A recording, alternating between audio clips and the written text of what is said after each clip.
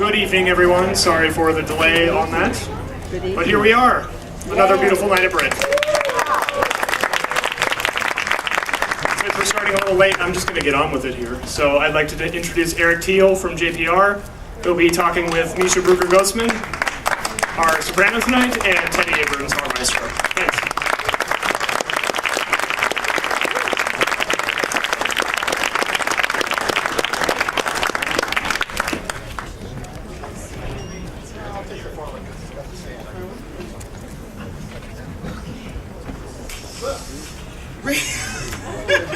That's why we don't use that one. Right? That's why it's here. It's not on the stage.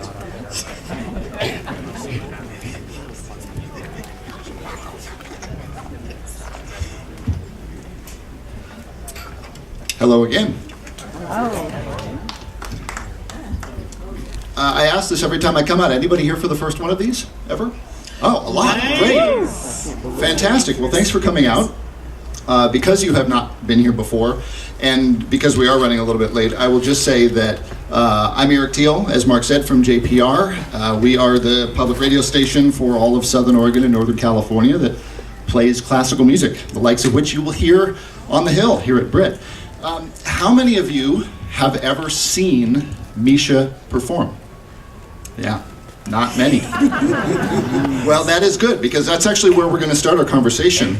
Moving on a little bit to the program tonight, but again, for those of you who have been to the conversations that I host, I try not to talk too much about the program notes because you've got them. And in fact, tonight, they are program notes that you are going to want to dig into a little bit, because the featured piece that Measha is going to be performing is attached to poetry, and you're going to want to at least browse through your program notes to read those poems before the piece tonight. Although my diction is flawless. Well, Measha, let's talk a little bit about you specifically. You are originally from New Brunswick, correct? I am. How did you get started That's New singing? Brunswick, Canada, not New Brunswick, New Jersey. It's like the whole province. We had it first. Yeah, so I'm originally from New Brunswick. I now live in Nova Scotia, like just one province over. And like so many, it was church that got you started singing, right? Well, let's not make me too black. I grew up in a church that sang like Mendelssohn and Bach, and my first piano, organ, and voice teacher was the music director of my church. So we have this program on Saturday afternoons on our public broadcaster, the CBC, called Saturday Afternoon at the Opera, and it used to be sponsored by Texaco. And my father worked for the CBC for 33 years, and that was the only radio station we listened to, and it was predominantly classical programming at the time. And that, coupled with the music tradition of my church, is how I ended up in classical music. I have to say, I kind of miss Texaco as a sponsor of the arts. I mean, Texaco supported the Metropolitan Opera broadcasts for 75 years in the United States, which is remarkable. It's Toll Brothers these days.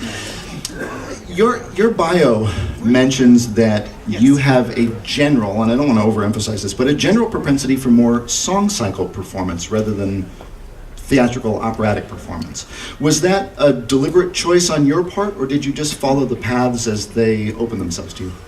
Well, I knew, not unlike Teddy, at an early age what I was going to do for a living. I always knew I was going to be an opera singer, and I didn't really pursue other avenues, so I'm really glad it's working out. And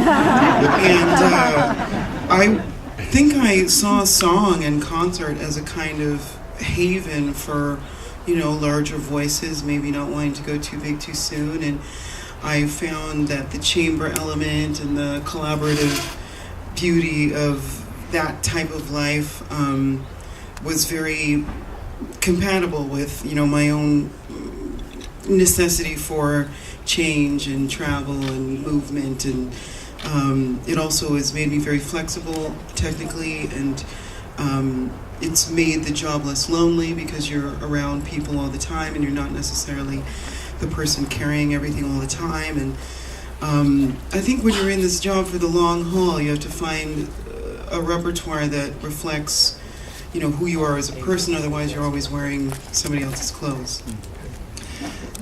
There are a number of opera singers who have made crossover recordings Sure. of pop songs.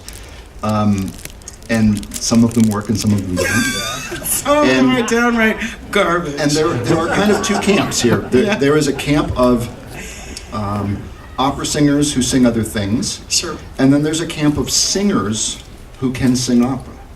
And I think back to folks like, going many, many decades back, people like Robert McFerrin, who was a brilliant singer who happened to sing operatic works.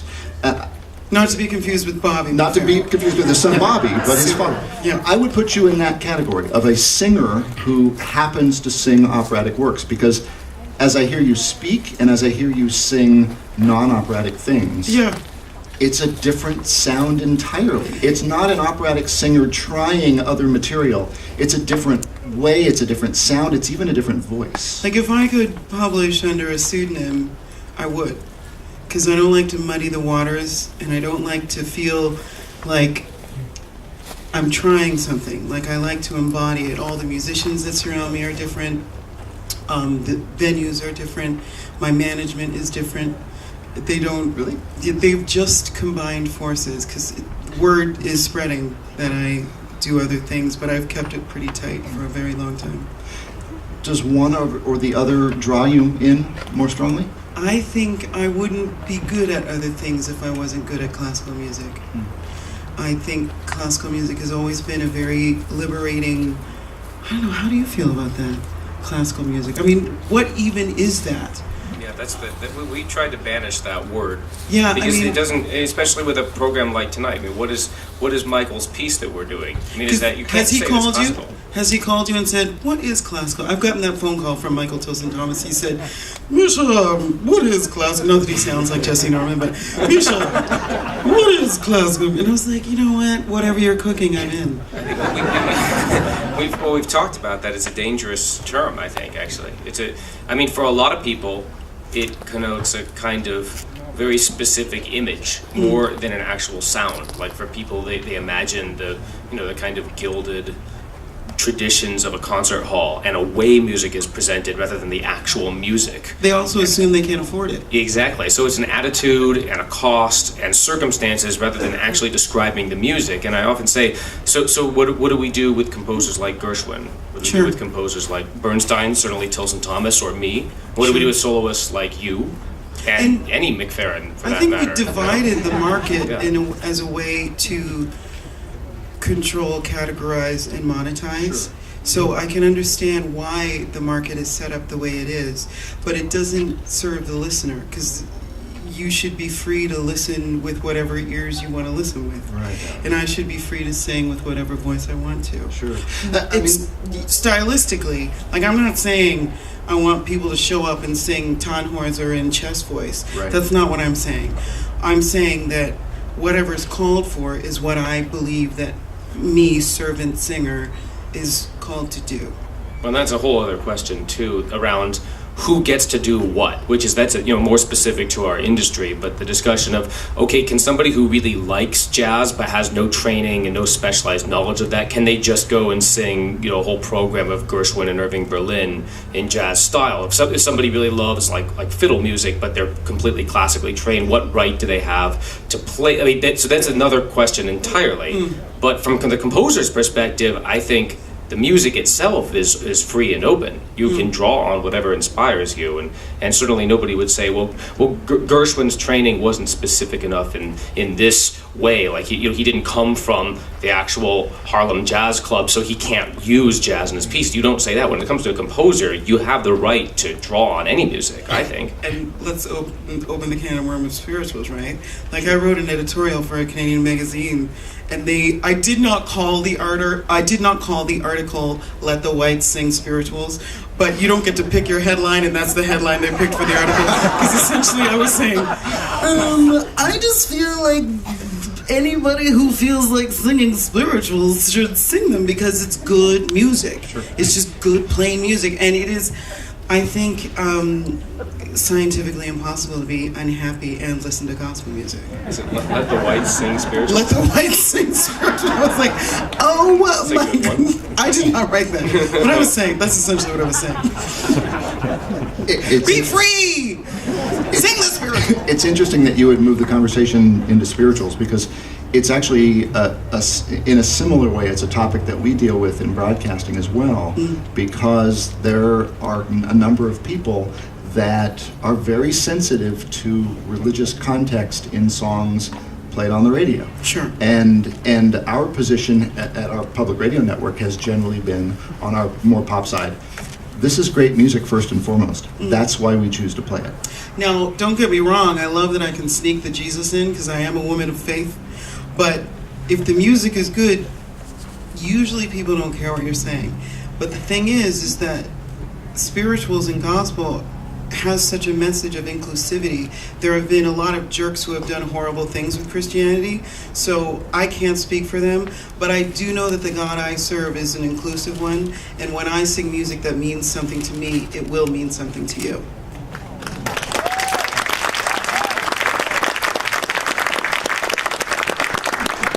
All right, I want to talk to both of you about this piece that you're performing tonight.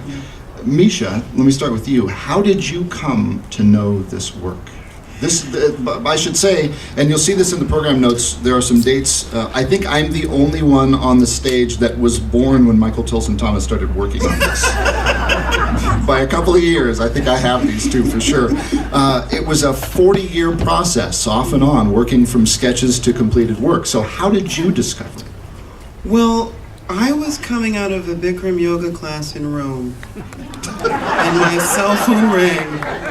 I teach and practice Bikram yoga, and I was sweating, and I couldn't hold the phone to my ear because it was gonna get all wet, and it was gonna turn off, and it was MT Tizzle, and I was like, hello, and he was like, Measha. It's my God, I was like, I know. You're like, his phone, when his ring comes on, he has a special ringtone. It's like, I'm so hip, pick up. Like it's me saying, anyway. I love him with the heat of 1,000 suns. Anyway, the point is this, I'm sweating, I'm standing there drenched, half naked, and he's like, so I've written this piece. And I'm like, again, you had me at hello. And so he just starts explaining it to me in his way, which, makes sense only to him. And I'm just waiting for the score. And, it's like the last big hurrah of the century, and everything is on fire and it's burning, but we're still partying despite the fact that everything is out and we're living in denial. And I'm like, yes, everything, all the things. And there was so many voices that I want, and I haven't found the right. And then you, and it was like, yes. I've already said yes. And I went down to Miami, and I, came out to San Francisco, and little by little, as we went through the piece, and he would tell me, he would sing it for me, which my prized possession is MT. Just singing through this whole thing. It's like 27 minutes. It's maybe even longer now that we've gotten our hands on it.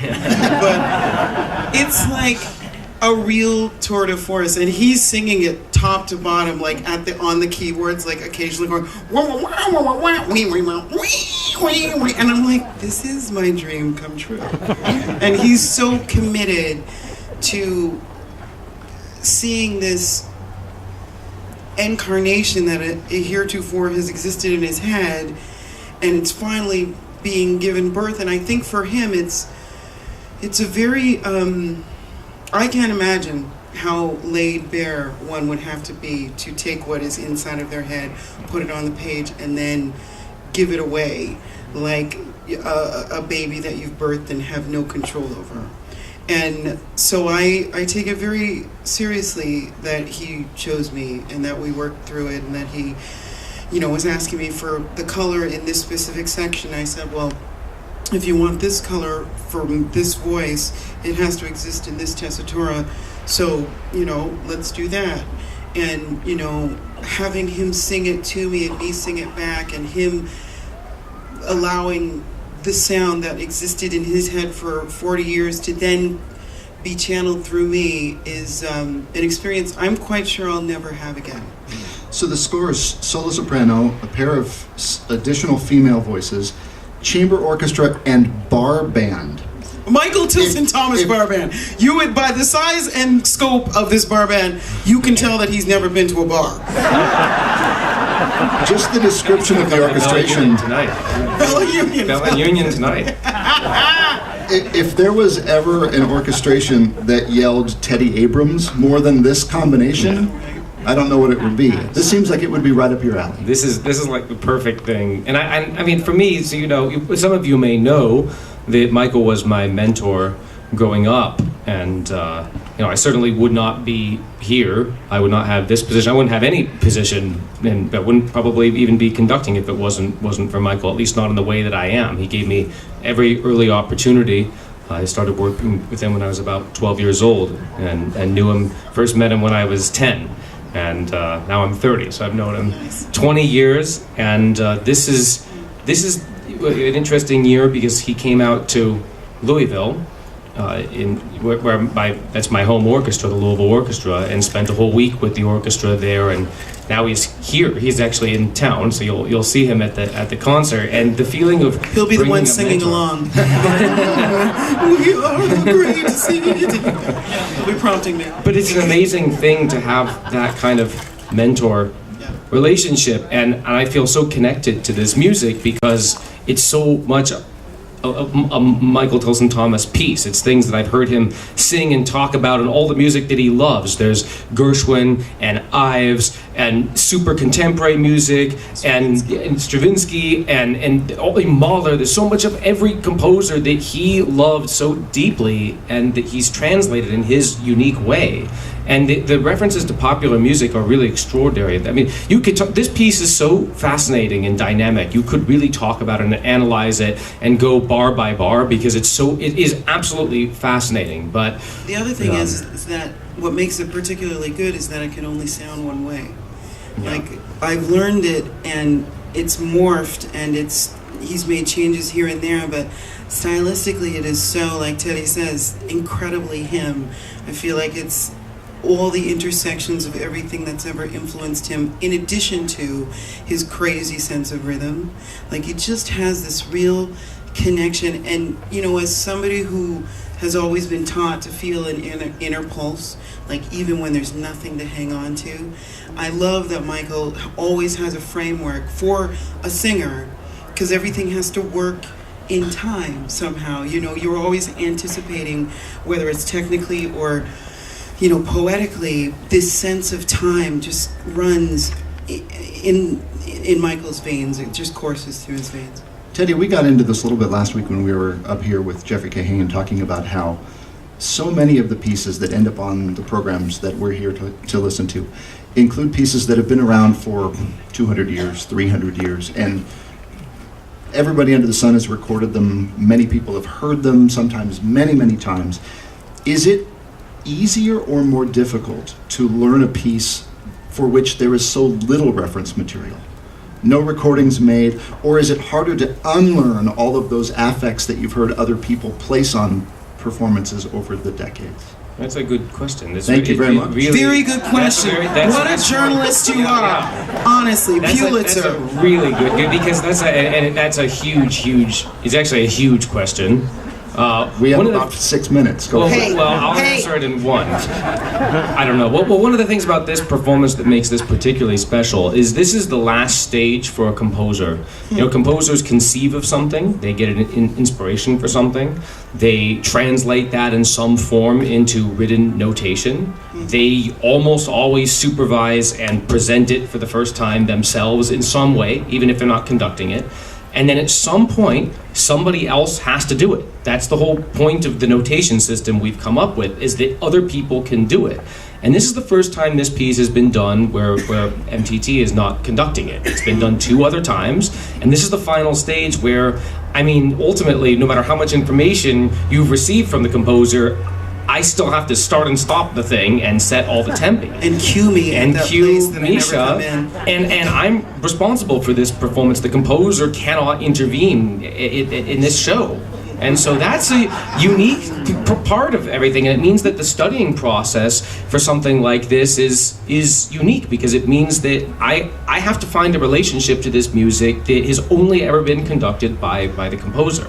So, did you sing both of the previous? Yes, I'm you're the only who's person that's ever it. sung this piece. I'm the only one who's And the bass ever player sung it. has played it. So the electric bass player also has played it. We have some, by the way, some pretty extraordinary guitar star power. Like in Jacksonville, Oregon, population 400 or something like that. We have perhaps 3 of the greatest guitar players alive on this stage. I'm not exaggerating that. 3 of the all-time great guitar players. 1 electric bass player who's on every movie that you could ever, anything, you name it, he's the guy. And then the 2 regular guitars, not the bass guitars, are also just world class. It's really cool. Again, you can tell he's never been in a bar. Because the way he writes for these bar musicians requires like such a specific kind of person. I feel like every person on the stage has to have some knowledge of some other kind or style or genre of music in order to make this work, in addition to having something resembling a classical technique.